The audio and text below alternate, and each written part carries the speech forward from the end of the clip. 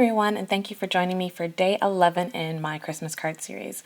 I first want to start by apologizing for having missed 2 uploads of my videos. As I'm sure all you ladies are familiar, the Christmas holiday crunch has definitely taken up a lot of time, but I'm back on track. So today's card or installment of the card series is actually envelopes. So I'm going to be doing some envelopes for cards that I've already completed and an envelope for tomorrow's card. So you'll notice that I'm using my envelope punch board and I cut my paper to 8 inches by 8 inches, and then I did my first score at 3.5. From that point onwards, you just need to line up your previous score with that little extension on the punch at the top there, and then you score from that point on and then punch as well. So once you've done doing all 4 sides of the cardstock, then you turn the punch board around and then you can punch the opposite side like you see me doing here and round off the edges.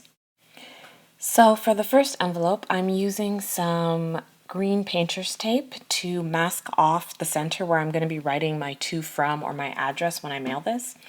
And then I am going to use the Simon Says Stamp Be Joyful stamp set, as well as a stamp set from Hero Arts. So in order to do my stamping, I'm going to use green painter's tape again to mask off the parts of the card that are folded to the back, or the parts of the envelope that are folded. I only want to do the front of the envelope. So now in a diagonal fashion, I just started stamping a continuous pattern using those stamp sets. So I'm using Stampin' Up! Pear Pizzazz. So I'm using just the sentiments and one of the border stamps in the Be Joyful stamp set to create this diagonal pattern across the front of the card. And then I just removed my mask from the center, and then I proceeded to fold back along all the fold lines, and then I'm going to use some really sticky adhesive to adhere my envelope together. I did all the stamping freehand for this card, but I did admit that the first attempt I didn't necessarily get my pattern to line up so well. But after that try, I was able to pretty much do it freehand, and yes, there is some variation in the lines, but overall the effect is still pretty good. So I didn't want to take that extra time to do all the lining up. So for my next card, this is an envelope for the card that I made for day 6. So what I did was I wanted a border around the front that was white. So I used my ruler to kind of determine when I was half a centimeter from the edge, and then I put my tape down. Then I used the Inkadinkado Embossing Buddy, and then I inked up my design block Flourish with Versamark ink, and I stamped it onto my envelope. Here I realized with these big blocks of stamps, I like to work on them on the reverse, so I end up flipping over the block so that I can press on the paper and ensure I get a solid impression.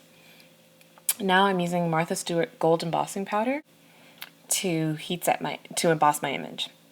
So I shake off all of the excess, and then I go in and use a brush and try and get as much of the little flecks that are in the inside of the pattern out. Then I heat set it.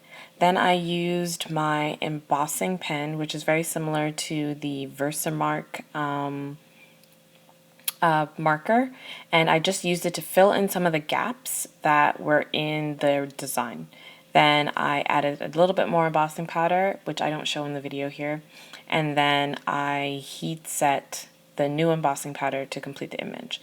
So you'll see that the edges are pretty crisp and they meet up perfectly with the edges of the tape now. So then I went back in and used the same distress ink that I used on the card, which is peeled paint. And I just went from the edges and worked my way to the center.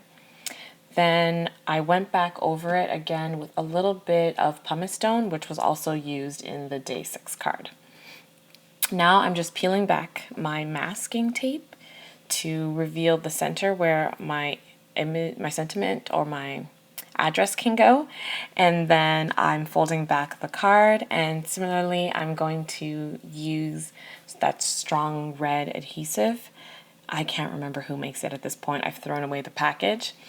And I'm going to use that to adhere my card together.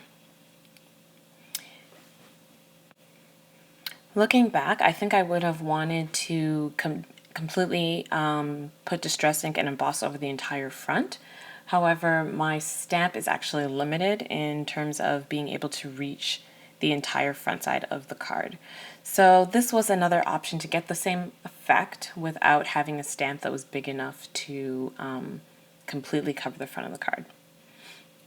So this third card is going to have a chalkboard sort of effect, and it's similar to the first card. I'm using the exact same stamps from the Hero Arts and Simon Says stamp sets, and I'm stamping them in Versamark ink. I know it's very difficult for you to be able to see the Versamark ink, but you'll see I'm leaning in quite a bit over the page to ensure that I'm not stamping over the previously embossed and that it's lining up properly. So excuse my head. But I was able to actually go through and stamp it all, and then I used some white embossing powder to cover off the image. And now you start to see the chalkboard effect that it has. That chalkboard look is really popular in scrapbooking right now, and it's really popular for the season. So I really liked the final look of this envelope. So I used similar ideas and stamps to create a few other envelopes, one of which you'll see is the blue one here that uses the same Be Joyful stamps and that same diagonal pattern. So thank you everyone for joining me for day 11, and join me for the last day of the card series this Friday. And I also will have a giveaway. So see you Friday. Bye.